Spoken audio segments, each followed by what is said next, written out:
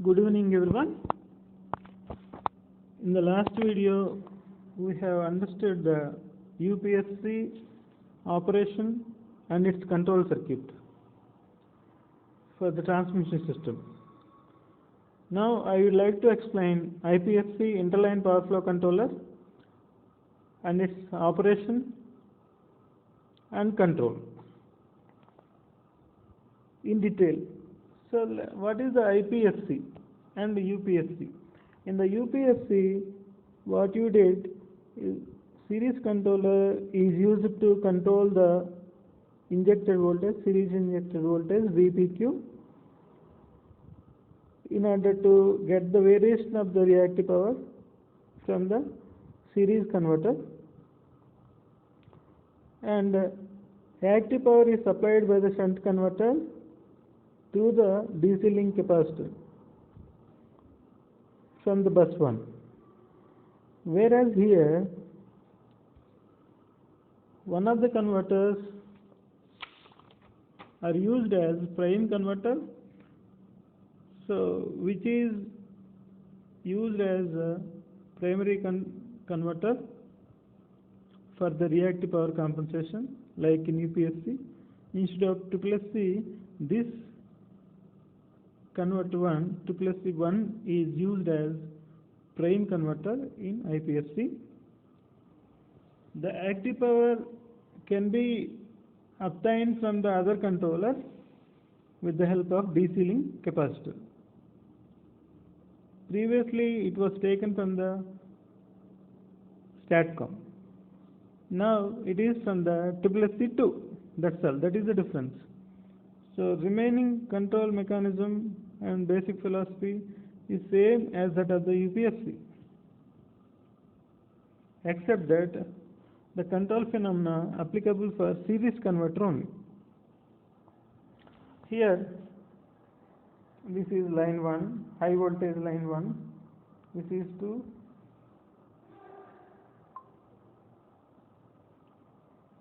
this is 2, this is 3. So there are 3 lines and corresponding converters CCC is 1, 2 and 3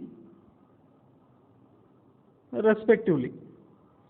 All these converters are interlined and controlled appropriately, such that one of the controller will act as prime controller. So these are the bypass switches to protect the transformer, and transformers are used to step down the voltage to a required voltage and current ratings of the switches. So this is the basic IPSC having 2 lines, line 1 and line 2 respectively. So this line 1 will inject the voltage V1 PQ in series with the line, so that V1 as sending end voltage plus V1 PQ, you will get the V1 effective voltage, V1 as effective. Similarly, second line will have V2S, V2 PQ, and this is the V2S effective, which may control the current I1 and I2 respectively through the lines 1 and 2. So this is the interline power flow controller, IPSC. This is the power circuit. So this is an equivalent to injection of voltages, series voltages in each line, which are in parallel lines. So these two are unified, or these two converters are linked with the DC capacitance. So therefore, one of the lines of IPSC one of the controller of IPSC, SSC1 and SSC2 are the two controllers of IPSC. SSC1 is the controller of line 1, SSC2 is the controller of line 2. So let us consider line 1 controller SSC1, which is treated as prime converter, IPSC prime converter, in which V1S is the sending end voltage, V1PQ is the injected voltage of the converter 1 SSC1, and V1S effective is effective voltage equal to V1S plus V1PQ. So V1PQ may be plus or minus. Already we have discussed that in order to control the current flowing through the line 1. So therefore the Q can be varied with the help of V1PQ, and required active power can be obtained from the SSC2 through the DC link, and this is V1S, V1R, this is the I1 current flowing through the line. Delta 1 is the angle between these two voltages, which voltage V1S is added to the V1PQ, and in order to get the effective voltage, this is the effective voltage, the angle between the V1R and effective voltage may be equal to delta 1. So delta 1 is the V1R, the angle between V1R and V1S, and delta 1 effective is the angle between V1R and V1S effective. So this is the modified angle, delta 1 reference. If for small angles sigma 1, so delta 1 equal to delta 1 effective. If it is a considerable value, then delta 1 and delta 1 reference are different. This converter 1 SSC1 is used as prime converter of the IPSC, so which is used to control the reactive power through the transmission line, or which is used to inject the voltage I1PQ, which has no limitations to supply the V1PQ. So the maximum possible voltage can be controlled with the help of SSC1, and SSC2 is used to inject the P12 to the system through the DC link. So active power can be taken from the SSC2. So this is by varying VPQ plus or minus VPQ at an angle sigma, we can have controllable magnitude of the power. Voltage injection can be in the hatched portion of the V1S. So this is V1S, this is the VPQ, V1PQ. So this is the power, x-axis is the power, y-axis is the Q, this is the PQ curve. By changing the sigma, we can provide the control over PQ like this. So this reactive power compensation can be used where P12 is equal to 0.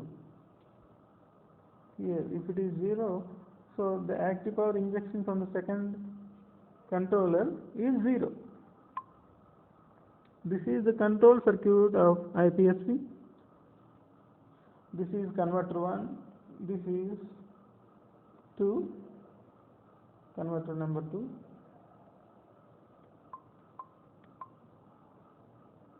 Converter number 2.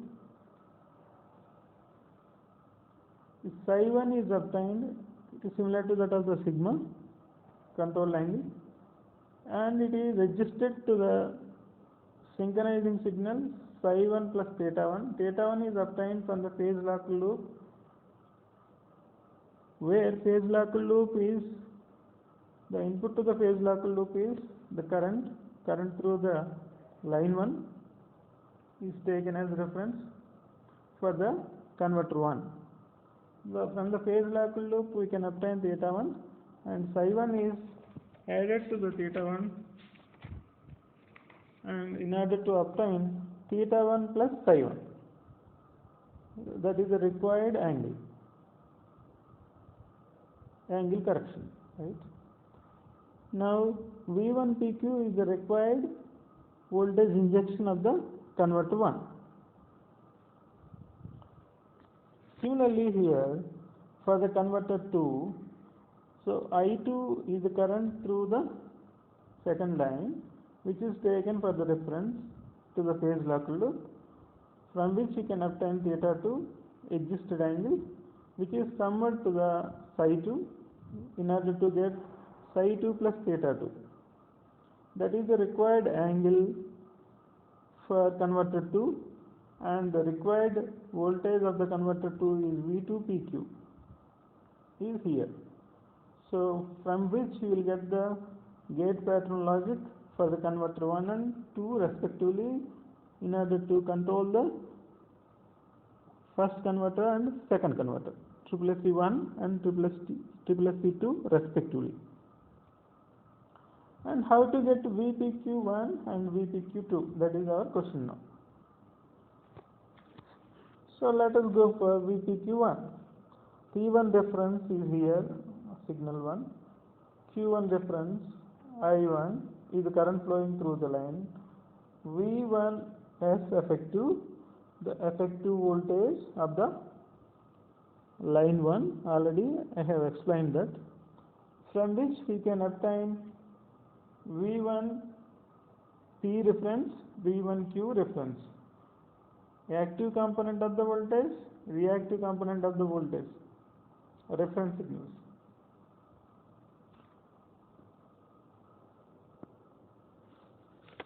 Coming to the here, this signal I1 is the current flowing through the line. I1 PQ is the injected voltage of the compensator 1. So from which real and reactive voltage computation is done, which will compute the V1Q and V1P, reactive component and active component of the voltages. These are the exact values of V1, V1Q and V1P respectively. Those signals are compared with the reference signals of V1Q star and V1P star respectively. So that there are two error signals to the error amplifier, from which the error amplifier will amplify the error signal and controls the converter 1 with series injected voltage limiter. So there are limitations on PQ. VPQ maximum is the limitation, plus or minus can be used. So from which you can obtain the magnitude and angle computer, which will compute the V1 PQ and psi 1 values. Similarly, if you want to obtain the V2 Q reference, let us see the procedure now. I2 is the current flowing through the line 2. V2 PQ is the reference voltage for the second converter, V2Q reference. So V2 PQ is the actual value, from which we can compute the PPQ limit, so active power injection limit, and V2Q limit, reactive component of the voltage. So V2Q is compared with the V2Q reference, and the error signal is given to the error amplifier and amplifies the signal and given to the magnitude and angle computer, from which we will obtain the V2 PQ as well as psi 2 values. And here VDC, for both the signals you have VDC actual value and VDC reference. VDC is the voltage across the capacitance, interlink capacitance of two converters. VDC actual value and VDC reference are compared with, and error is given to the error amplifier. That signal is passed through both the controllers, controller 1 and controller 2 respectively. So from which you can obtain V1 PQ and theta 1 plus psi 1, from which gate pulse generation is given to the converter 1, CCC1. Similarly, CCC2 to exchange active power from the converter 2. So converter 1 will act as prime controller. Converter 2 is a supplementary controller. Like that, this control can be happened with the help of power and control circuits. So like that we can control the IPSC.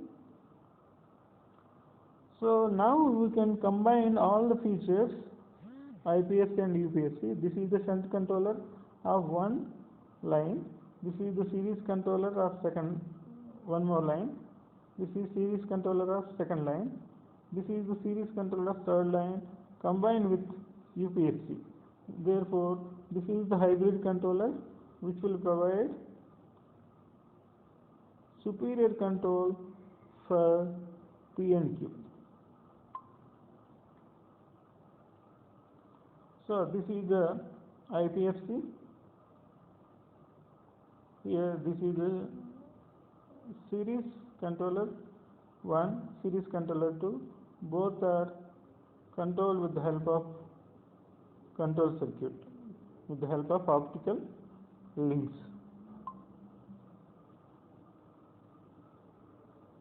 This is the summary of combination of all the controllers. This is the STATCOM. This is CCC1. This is CCC2. Combine the features of UPSC and IPSC. These two will provide the UPSC combination. These two will provide the IPSC combination. So that this control will enrich the control over P and Q. This is the P12, P13, P2R, Q2R and Q3R. Reactive power through the second line, reactive power through the third line. Reactive power in line 1 and 2, line 1 and 3. So therefore, line 1 will have, so this line 1, shunt controller will provide the active power needed by the second line and third line respectively. Whereas voltage injection can be done with the series controllers CCC 1 and 2 in each of the lines respectively. So this STATCOM provides the additional control for the IPSC, which will combine the features of both the controllers. So thank you. With this, we will conclude the 5th unit.